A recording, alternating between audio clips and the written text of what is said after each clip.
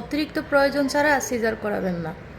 অনেক মানুষ মনে করে যে সিজারে আবার কিসের কষ্ট, সিজারে কি কোনো কষ্ট আছে? শুধু ইঞ্জেকশন দিয়ে পেট কাটে। যাদের সিজারে বাচ্চা হয়েছে তারা বলতে পারবে, যখন ইঞ্জেকশনটা দেয় তখন তো তীব্র ব্যথা আছে, তারপর হয়তো আর বলা যায় না।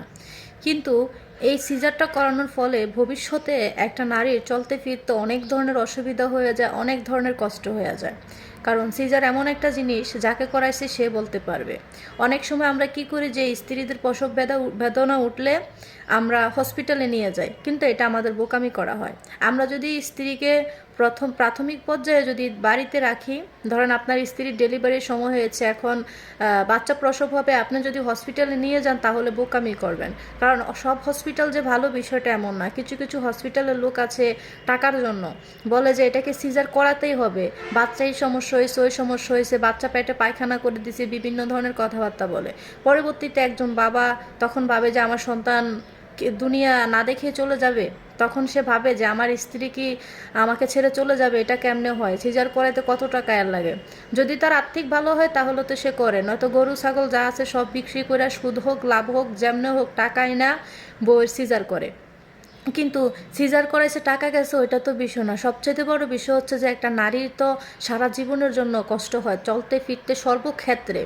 আমি যখন হসপিটালে চাকরি করেছিলাম, আমি তো তখন ল্যাবে কাজ করতাম কম্পিউটারে। আমার কাজ ছিল শুধু একজন রিপোর্ট জানাতো এটা কি ব্লাড বা কি প্রতিসন, যেহেতু আমি কম্পিউটারে ভালো টাইপিং জানতাম, তা আমার কাজ ছিল শুধু কম্পিউটারে লিখে দেওয়া। তো একদিন আমি স্যারকে বললাম, স্যার আপনি কিভাবে সিজার করেন, আমার দেখার অনেক কৌতূহল জাগছে, আমি দেখব। তা আমি যখন জীবনের প্রথম সিজার দেখলাম, তখন আমি নিজেই খুব ভয় পেয়ে গেছিলাম যে কতটা কষ্ট একটা মা সহ্য করা লাগে। আসলে নর্মাল ডেলিভারি হওয়াটা খুবই ভালো, যদিও একটু সাময়িক সময়ের জন্য কষ্ট হয়। কারণ নর্মাল ডেলিভারিটা একটা বাচ্চাও হয়তো যদি আপনি 2 দিন ব্যথা ভোগ করেন, অন্তত এটা আপনার জীবনের জন্য ভালো। এই যে কাটা জায়গাটা শুকাবে, ঘা ধরবে, তারপর থাকবে, বুঝতে পারছেন যে ভালো হয়ে গেছে না।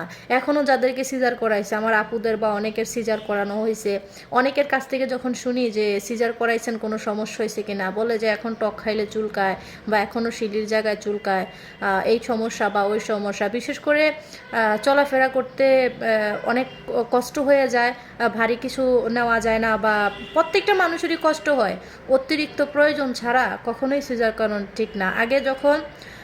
আগের দিনের যখন মাসাসিদের বোনদের প্রসব বেদন উঠতো, তখন দেখা গেছে 2 দিন থাকতো, 3 দিন থাকতো। কিন্তু আমাদের বর্তমান সময়টা এমন একটা সিচুয়েশনে চলে এসেছে যে আমরা যদি আধা ঘন্টা বা 1 ঘন্টার ভিতরে যদি বাচ্চা ডেলিভারি না হয়, আমরা কতক্ষণে পেট কেটে বাচ্চাটাকে বের করবো, আমরা সেই টেনশনে পড়ে থাকি। জীবন অনেক সুন্দর, জীবনকে দাম দিতে হবে, জীবনকে মূল্যায়ন করতে হবে। তাই সিজার থেকে বিরত থাকুন, নর্মাল ডেলিভারি করার জন্য প্রস্তুতি নেন।